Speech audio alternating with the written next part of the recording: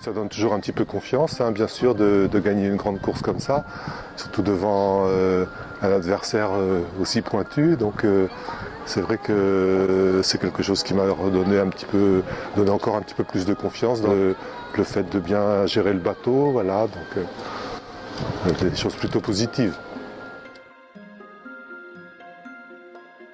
Alors c'est vrai que ça a duré longtemps, mais on avait des choses, il y avait quand même des problèmes de structure, on a fait intervenir le chantier multiplace, il y avait pas mal d'électronique, il y avait vraiment sur tous les plans, il fallait fiabiliser le bateau, on a changé les filets. Pareil, ça c'est des mois de mise en place pour réussir à avoir les filets, les mettre en tension, etc. On a changé aussi tous les câbles du bateau. Hein. L'idée c'est de fiabiliser le bateau pour qu'il soit... on a quand même quelque chose comme 25-30 000 milles à faire l'année qui vient, cette année-là, dans les mois qui viennent. Donc il fallait être sûr qu'il y ait la meilleure fiabilité de notre côté.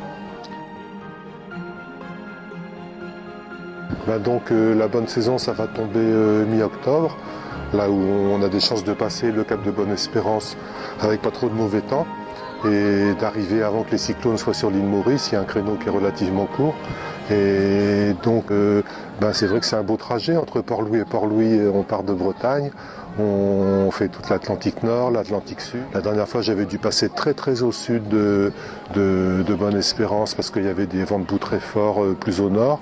Là j'espère avoir une route un petit peu plus favorable, un petit peu plus courte.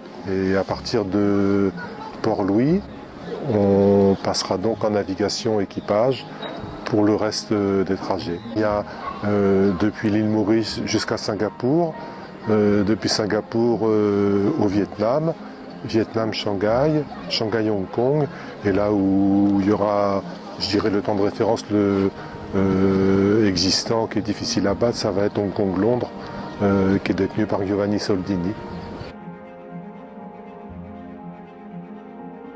C'est un beau temps, hein. Il avait un bateau qui était semi-volant, hein. Je pense qu'il avait volé une partie du trajet et je pense que c'est un temps qui est améliorable, comme tous les records, il est fait pour être amélioré et on va s'y employer. Oui.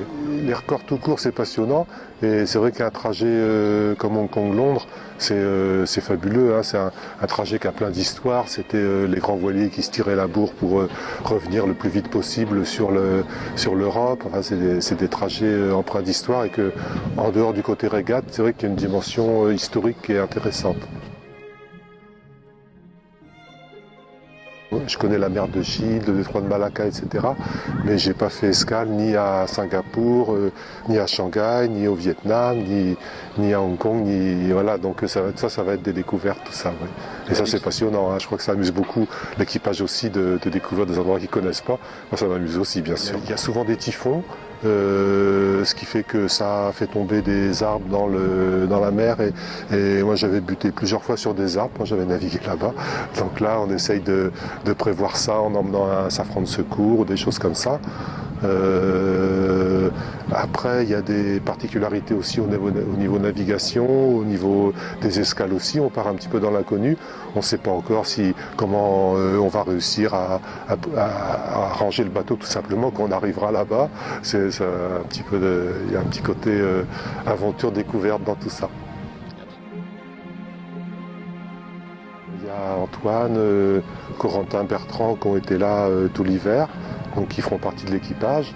Avec moi, ça fait 4, tu vois, il reste un 5e qui sera, selon les étapes, il y aura peut-être un petit coup Guénaud, un petit coup Bernard Stam, Guénaud Le Gainé, donc les anciens du Tour du Monde qui viendront faire un petit tour sur le bateau. Christophe Houdet aussi va reprendre du service avec nous. Donc voilà, un petit peu. Des fois, il y aura peut-être des étapes où on sera à 6, hein, peut-être sur Hong Kong-Londres. C'est vrai qu'il y a un niveau de performance qui est élevé. C'est sûr que sur le bateau, on sera pour un trajet long comme ça, on sera peut-être mieux à 6 qu'à 5.